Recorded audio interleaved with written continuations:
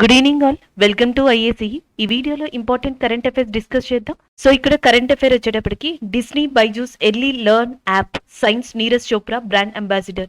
So Disney Byju's early learn app అనేది నీరజ్ చోప్రా గారిని brand అంబాసిడర్గా appoint చేసుకుంది. దానికి సంబంధించిన current affair. So Neeraj Chopra javelin throw విభాగంలో ఒలింపిక్స్లో ఇండియాకి గోల్డ్ మెడల్ని తీసుకొచ్చిన వ్యక్తి. సో ఆయన తర్వాత చాలా బ్రాండ్స్కి బ్రాండ్ అంబాసిడర్గా అపాయింట్ అయ్యారు. ఫర్ ఎగ్జాంపుల్ ఆర్బీఐ ఒక బ్యాంకింగ్ అవేర్నెస్ క్యాంపెయిన్ని చేపట్టింది. దానికి బ్రాండ్ అంబాసిడర్గా నీరజ్ చోప్రా గారిని అపాయింట్ చేసింది. దాని తర్వాత ఎక్సాన్ మొబైల్ అని చెప్పేసి, సో ఇది కూడా బ్రాండ్ అంబాసిడర్గా నీరజ్ చోప్రాని అపాయింట్ చేసింది. సో దాని తర్వాత Tata AIA life insurance company, so ఇది కూడా బ్రాండ్ అంబాసిడర్గా నీరజ్ చోప్రాని అపాయింట్ చేసింది. సో దాని తర్వాత మళ్ళీ Disney Byju's early learning app అనేది అండ్ నీరజ్ చోప్రాని బ్రాండ్ అంబాసిడర్గా అపాయింట్ చేయడం జరిగింది. దానికి సంబంధించిన కరెంట్ అఫైర్. అలాగే August 7th జనరల్గా మనకి నేషనల్ హ్యాండ్లూమ్స్ డే అని చెప్పేసి మనకి తెలుసు. నేషనల్ హ్యాండ్లూమ్స్ డే అనేది August 7th రికగ్నైజ్ చేశారు. అయితే ఇదే August 7th ఈ సంవత్సరం మనకి ఏదైతే జావ్లిన్ త్రో డే ఉందో, సో జావ్లిన్ త్రో డేని కూడా డిక్లేర్ చేయడం జరిగింది. నేషనల్ జావ్లిన్ త్రో డేని కూడా August 7th ఈ సంవత్సరం డిక్లేర్ చేశారు. సో ఇది కూడా మనం గుర్తుపెట్టుకోవచ్చు. Disney Byju's early learn app signs Neeraj Chopra as a brand ambassador. So వాటితో పాటు వీటన్నిటికీ కూడా బ్రాండ్ అంబాసిడర్గా నీరజ్ చోప్రా గారే ఉన్నారు. August 7th నేషనల్ హ్యాండ్లూమ్ డేతో పాటు ఈ సంవత్సరం జావ్లిన్ త్రో డేని కూడా సెలబ్రేట్ చేస్తున్నారు. నెక్స్ట్ వన్ చూద్దాం. సో నెక్స్ట్ కరెంట్ అఫైర్ డేకి సంబంధించింది ఇంటర్నేషనల్ మౌంటైన్ డే, ప్రపంచ పర్వత దినోత్సవం. సో December 11th రికగ్నైజ్ చేశారు. దీని యొక్క థీమ్ ఇతివృత్తాంతం వచ్చేటప్పటికి సస్టైనబుల్ మౌంటైన్ టూరిజం అనేది దీని యొక్క థీమ్గా ఉంది. And next theme and date అయిన తర్వాత మనం తెలుసుకోవాల్సింది ఏంటంటే, జనరల్గా టూరిజాన్ని మౌంటైన్స్కి కనెక్ట్ చేశారు.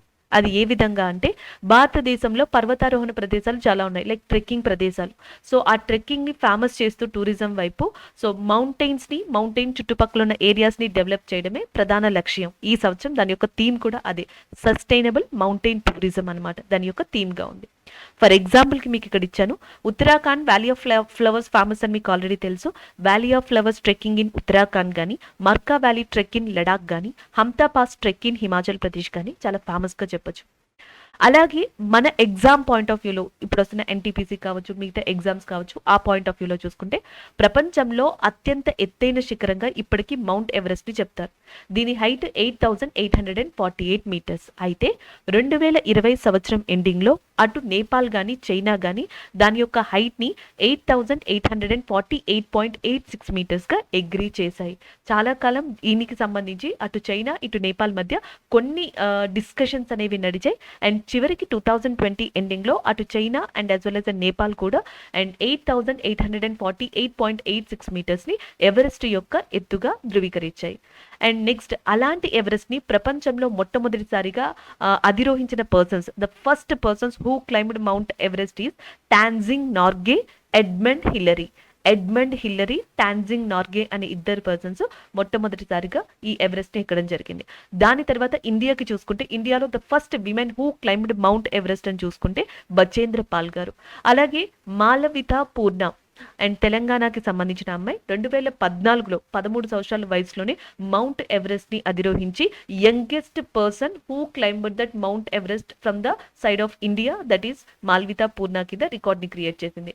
అలాగే నెక్స్ట్ కామిరిటా షెర్పా గారు ఇది వరకు న్యూస్లోకి వచ్చారు కొన్ని నెలల క్రితం, ఎందుకంటే ఈయన రికార్డ్ని ఈయనే బ్రేక్ చేసుకున్నారు.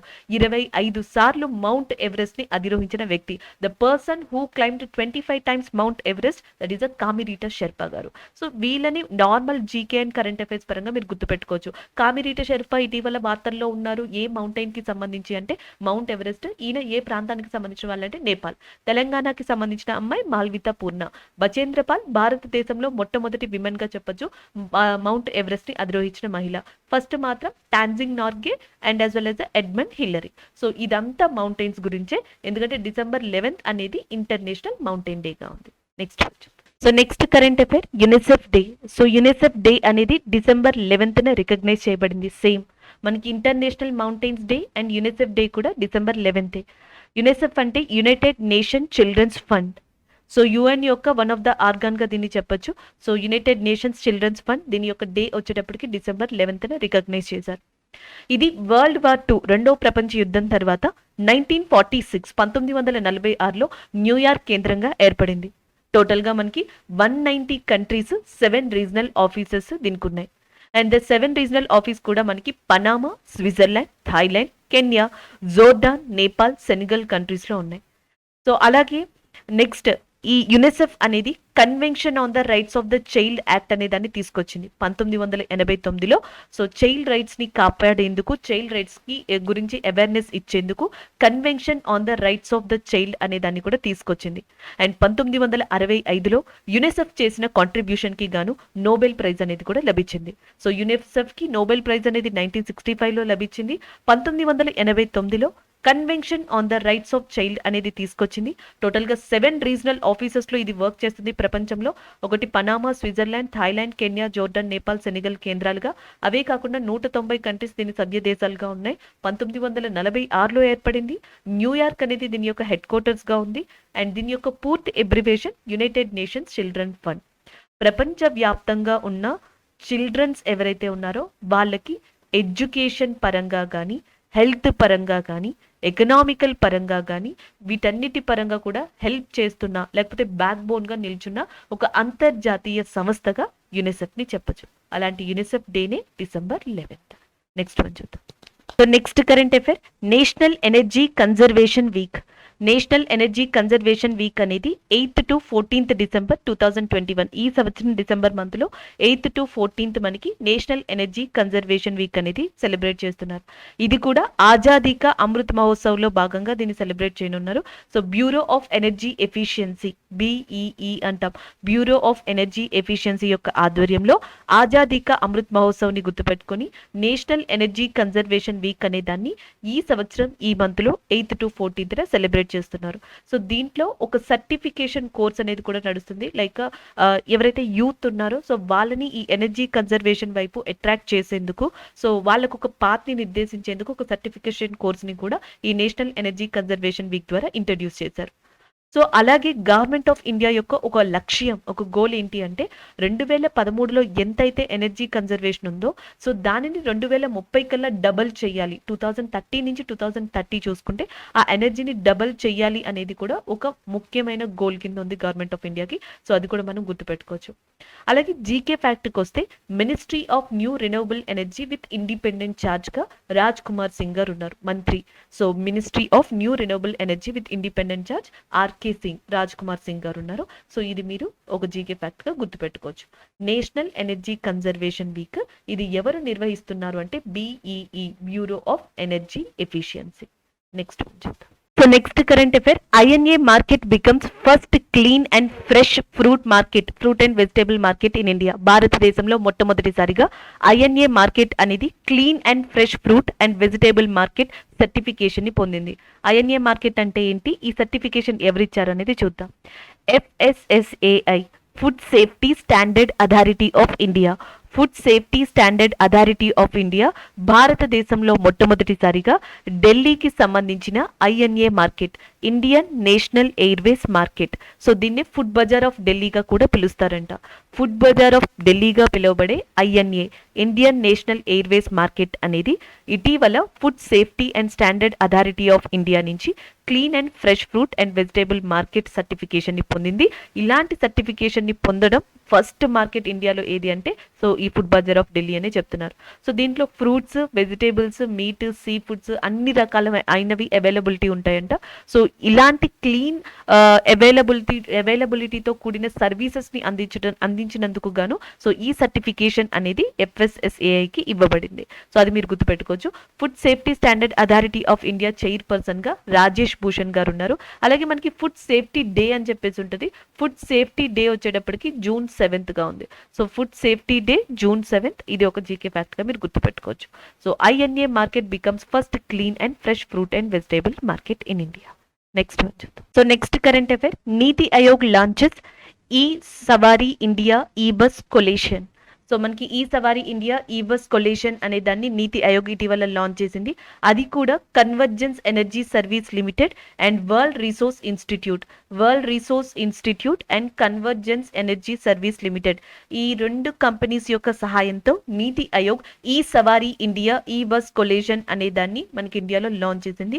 దీని యొక్క ప్రధాన ఉద్దేశం ఈ బస్ అంటే ఎలక్ట్రానిక్ బస్ గురించి ఇండియాలో అవేర్నెస్ ఇవ్వడం, దానికి సంబంధించిన పార్ట్స్ కానీ మెకానిజమ్స్ కానీ ఇవన్నిటిని గురించి కూడా అవైలబిలిటీ తీసుకురావడం అనేది దీని యొక్క ముఖ్య ఉద్దేశం. Already electronic bus service in India started in బెంగళూరులో స్టార్ట్ అయింది. ఫస్ట్ ఎలక్ట్రానిక్ బస్ కూడా ఇక్కడే స్టార్ట్ అయింది as per the more resource.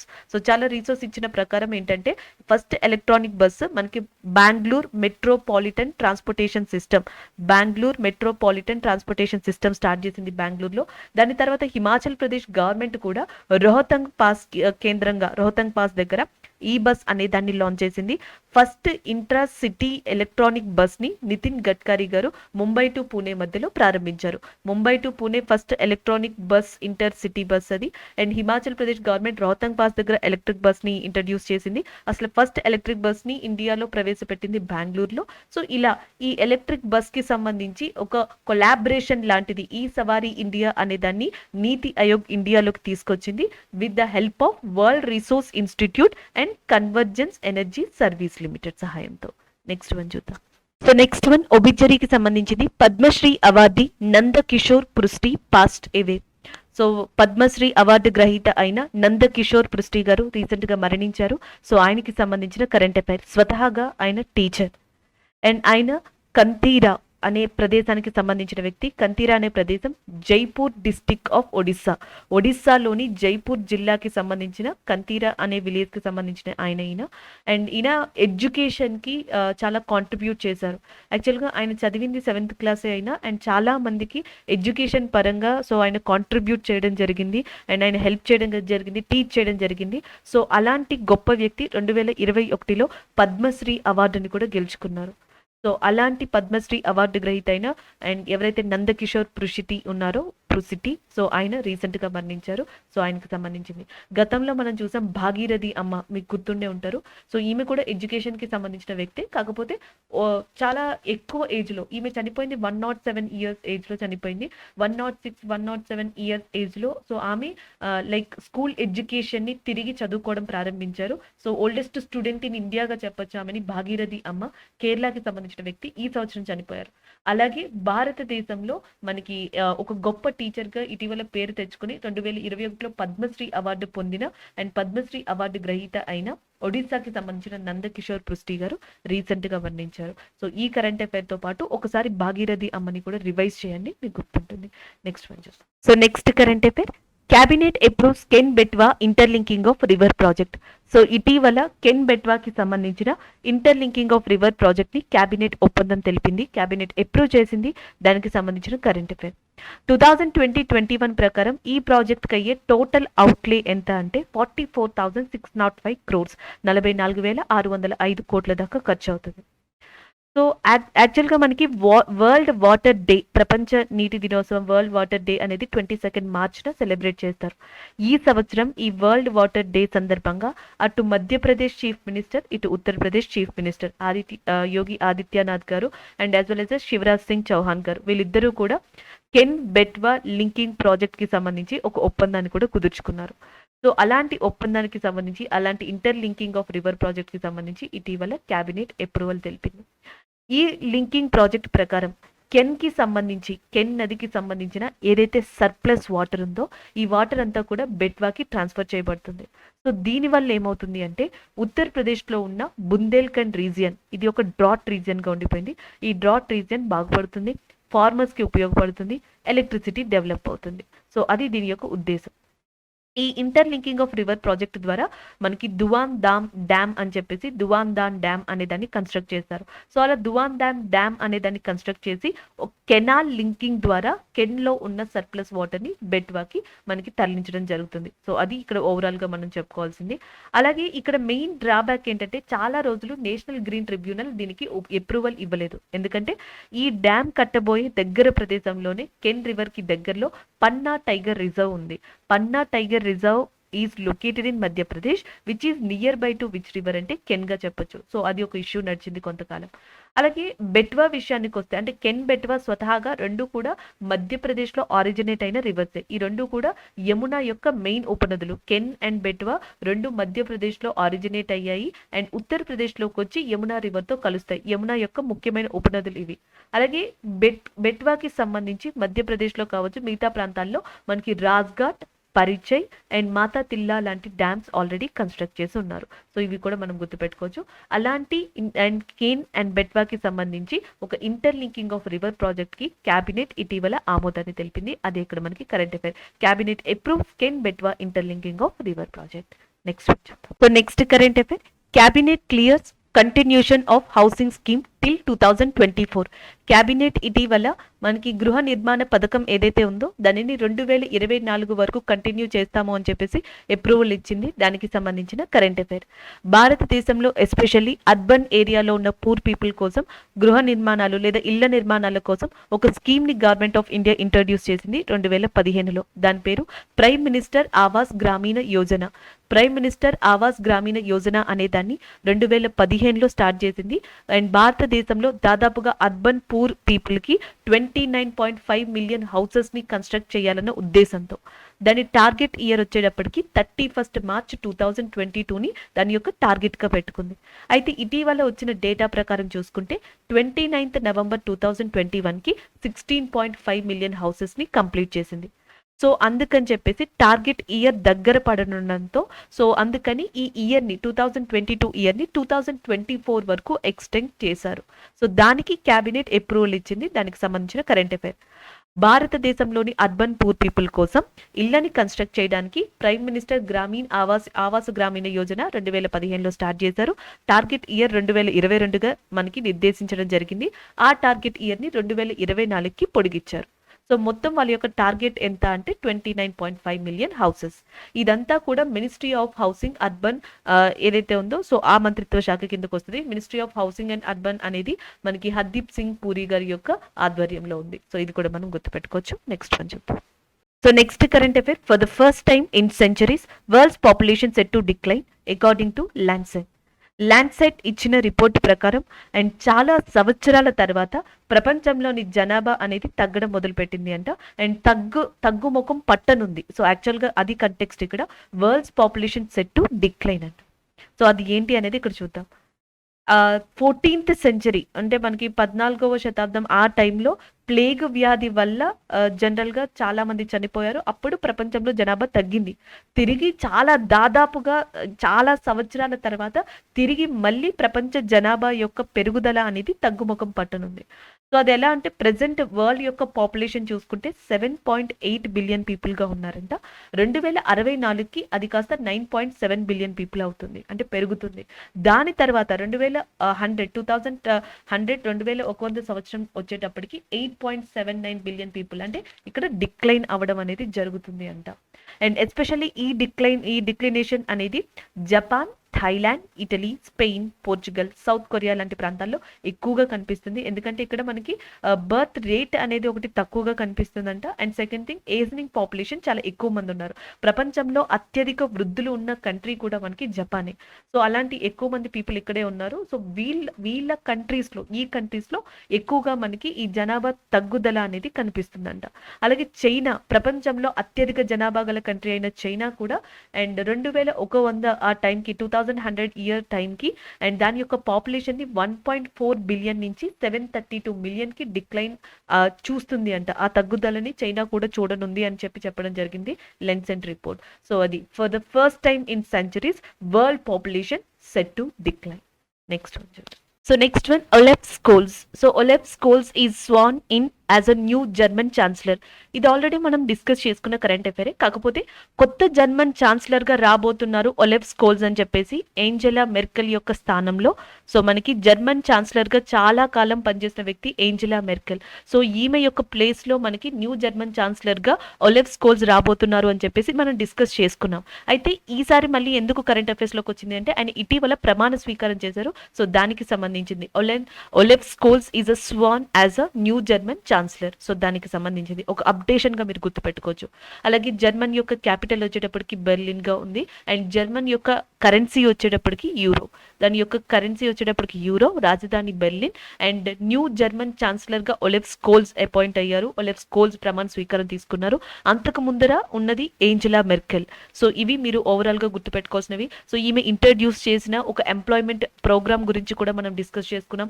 దాదాపుగా చాలా సంవత్సరాలు జర్మనీని ఆమె ఎట్లా పరిపాలించారు, ఎట్లా అడ్మినిస్ట్రేషన్ వైపు తీసుకెళ్లారు అనేది కూడా మనం డిస్కస్ చేసుకోవడం జరిగింది. సో ఇవి కూడా మనం గుర్తుపెట్టుకోవచ్చు. నెక్స్ట్ వన్ చూద్దాం. సో నెక్స్ట్ ఏవైతే మనం కరెంట్ అఫైర్స్ ఈరోజు డిస్కస్ చేసుకున్నామో వాటి రివ్యూ చూద్దాం. Disney Byju's early learn app signs Neeraj Chopra as a brand ambassador. Neeraj Chopra brand అంబాసిడర్గా ఇటీవల Disney Byju's early learn app అనేది ఒప్పందం కుదుర్చుకుంది. అలాగే నీరజ్ చోప్రా గారికి సంబంధించి టాటా ఏఐఏ లైఫ్ ఇన్సూరెన్స్ ఒకటి, ఆర్బీఐ బ్యాంకింగ్ అవేర్నెస్ క్యాంపెయిన్ ఒకటి, సో అలాగే ఎగ్జాన్ మొబైల్ కంపెనీ, ఇవన్నీ కూడా నీరజ్ చోప్రా గారిని బ్రాండ్ అంబాసిడర్స్గా అపాయింట్ చేసుకున్నట్టు మనం డిస్కస్ చేసుకున్నాం. Olaf Scholz is a sworn and as a new German chancellor. So German ఛాన్సలర్గా ఏంజెలా మెర్కెల్ గారిని రీప్లేస్ చేసుకుంటూ ఇటీవల ఒలెఫ్ స్కోల్స్ ప్రమాణ స్వీకారం చేయడం జరిగింది. దానికి సంబంధించిన current affair. Next one, international mountain day అనేది December 11th రికగ్నైజ్ చేశారు. సో దానికి సంబంధించి మనం డిస్కస్ చేసుకోవడం జరిగింది. అండ్ యునిసెఫ్ డేని కూడా మనం డిస్కస్ చేసుకున్నాం. Same December 11th UNICEF day అనేది కూడా డిక్లేర్ చేయబడింది. నేషనల్ ఎనర్జీ కన్జర్వేషన్ వీక్ అనే దాన్ని మనకి BEE యొక్క ఆధ్వర్యంలో ఆజాదీ కా అమృత మహోత్సవ్ని అనుసరించుకొని సెలబ్రేట్ చేయడం జరుగుతుంది. అండ్ దానికి సంబంధించిన కరెంట్ అఫైర్. నెక్స్ట్ వచ్చేటప్పటికి మనకి INA మార్కెట్, ఢిల్లీ ఫుడ్ బజార్గా పిలువబడే INA market becomes the first clean and fresh fruit and vegetable market. భారతదేశంలో మొట్టమొదటిసారిగా and clean and fresh fruit and vegetable market సర్టిఫికేషన్ని food safety standard authority of India నుంచి INA market పొందింది. దానికి సంబంధించిన current affair. ఇటీవల నీతి ఆయోగ్ లాంచెస్ ఈ సవారీ ఇండియాస్ ఈ బస్ కొలేజన్. సో ఈ సవారీ ఇండియాస్ ఈ బస్ కొలేజన్ అనే దాన్ని నీతి ఆయోగ్ వేరే 2 కంపెనీస్తో కలిసి టైఅప్ అయి లాంచ్ చేసింది. ఈ బస్ లేదా ఎలక్ట్రానిక్ బస్ యొక్క అవేర్నెస్ని ఇండియాలో స్ప్రెడ్ చేయడం కోసం. And cabinet approves can Betwa interlinking of river project. ఇటీవల కెన్ బెట్వాకి సంబంధించిన ఇంటర్లింకింగ్ ఆఫ్ రివర్ ప్రాజెక్ట్ ని క్యాబినెట్ ఆమోదం తెలిపింది. దానికి సంబంధించింది. అలాగే cabinet clears continuation of housing scheme till 2024. So మనకి ప్రధానమంత్రి ఆవాస్ గ్రామీణ యోజన 2015లో స్టార్ట్ చేశారు. దాని యొక్క ముఖ్య ఉద్దేశం దాదాపుగా 29 మిలియన్ హౌసెస్ ని అర్బన్ పూర్ పీపుల్ కి 2022 కల్లా నిర్మించాలి అనేది దాని యొక్క ముఖ్య ఉద్దేశం. అయితే November 29, 2021 కి దాదాపుగా 16.5 మిలియన్ హౌసెస్ ని కన్స్ట్రక్ట్ చేయడం జరిగింది. అయితే 2022 టార్గెట్ ఇయర్ అనుకోని ఉండడంతో దాని యొక్క టార్గెట్ ని 2024 కి పొడిగించారు. అండ్ దానికి ఇటీవల క్యాబినెట్ ఆమోదం తెలిపింది. And the next one, for the first time in centuries world's population set to decline. Lancet according to the Lancet report, ప్రపంచంలో చాలా సంవత్సరాల తర్వాత తిరిగి జనాభా యొక్క పెరుగుదల తగ్గుముఖం పట్టిందంట. దానికి సంబంధించింది. And Padma Shri awardee Nandakishore Prusty passes away. And ఒడిస్సాకి సంబంధించిన అండ్ ప్రముఖ టీచర్ అండ్ పద్మ అవార్డు గ్రహీత అయిన నందకిషోర్ గారు రీసెంట్గా మరణించారు. ఆయనకి సంబంధించిన కరెంట్ అఫైర్ ఇది. ఇవి ఈరోజు మనం ఓవరాల్గా డిస్కస్ చేసుకున్న కరెంట్ అఫైర్స్. Thank you.